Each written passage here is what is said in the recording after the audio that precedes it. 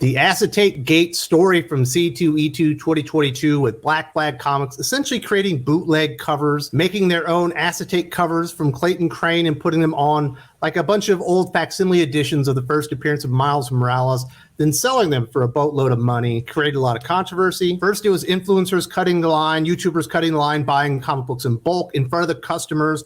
And then it was the revelation that these were not official Marvel Comics covers that were going to be on there. They were essentially bootlegs. They're adding staples to the covers, and then CGC was grading them like 10.0, 9.9, 9.8. A lot of controversy, a lot of fallout about this. In fact, I think CGC has changed their policy 4 times at this point due to backlash over these acetate covers that were graded 10.0, despite having all these additional staples in it.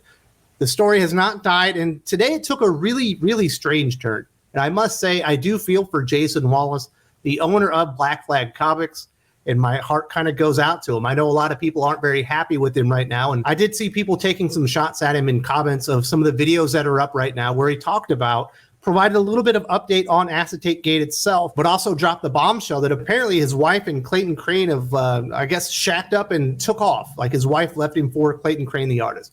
Me, personally, I'm an admirer of Clayton Crain's art. He actually illustrated my favorite comic story ever, Rye, in 4001 AD at Valiant Comics back in the day. But when you hear a story like this, you kind of have to separate your admiration for the quality of the artist and what they've done here. And you don't mess with another man's family. That's just kind of the way I come down on it. Obviously, there are 2 sides to every story, and I'm certain that Jason Wallace's wife has a version of the story that probably looks better on her, and Clayton Crain also has a story.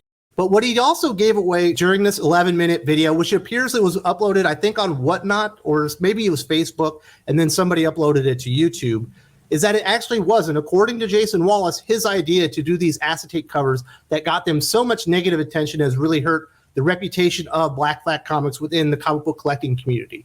He actually says it was his wife and Clayton Crain's idea, and I know that they got a lot of negative feedback regarding that, and obviously his life has gotten even worse now because of what has happened when it comes to Clayton Crain and his wife. Not surprisingly, he wasn't very flattering when talking about Clayton Crain himself. He kind of called him a snake, said that he used him, also claimed that Clayton Crain left his wife and child to go be with his high school sweetheart to break up her marriage, and then I guess he moved on to his wife. At least that's the story that Jason Wallace is telling. Absolutely reprehensible to go out there and break up people's families, kind of odd purpose.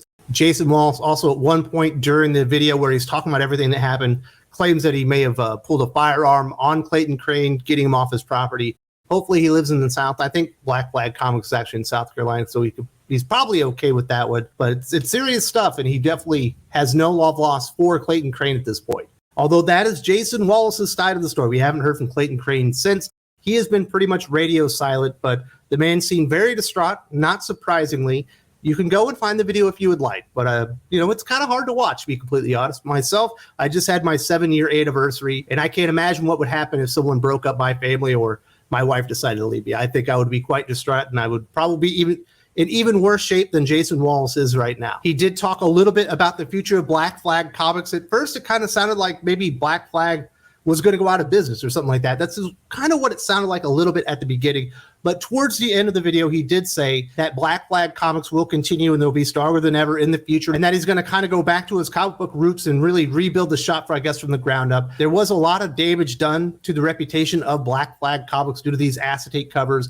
When the revelation that came out that they weren't actual Marvel covers, Marvel had to come out with like a reminder policy and updating their terms of service saying you can't take the comic books that we sold you and then add things onto them and make them bootleg and sell them like that. So Marvel had to update their policy. CGC updated their policy 4 times, and a lot of people were very pissed off at Black Flag Comics, myself being one of them.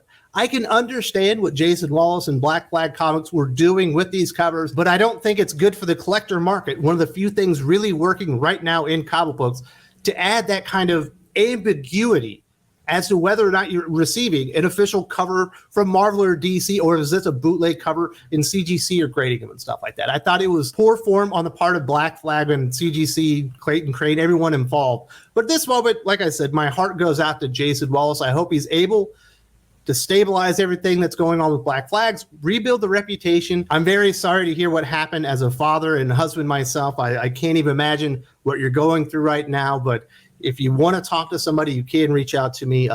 I will absolutely answer your emails and we can have a discussion. But we did get an update on Acetate and some of the fallout, and it seems like it's taken a very personal turn at this point. I hope this story just kind of goes away and CGC realizes their mistakes and Black Flag realizes their mistakes and Marvel realizes they need to keep more of an eye on the retailers and keeping an eye on their product and making sure that the collector market itself isn't being damaged. Insane things going on within comic books. A lot of drama this week, and this is absolutely the worst drama about it. Like, you don't mess with another man's family. That's all I got to say about that. I did do a video talking about Acetategate. If you would actually like more information about that, maybe you missed all the fallout and what CGC were doing. They have changed the policy since I made the video, shockingly. When I made it, they had only made 3 policy changes. They're on number 4, but here's the video if you want to check it out and get some more information on Acetate. Obviously, it's taking a very personal turn at this point. There's also a link in the video description if you don't see the icon as well.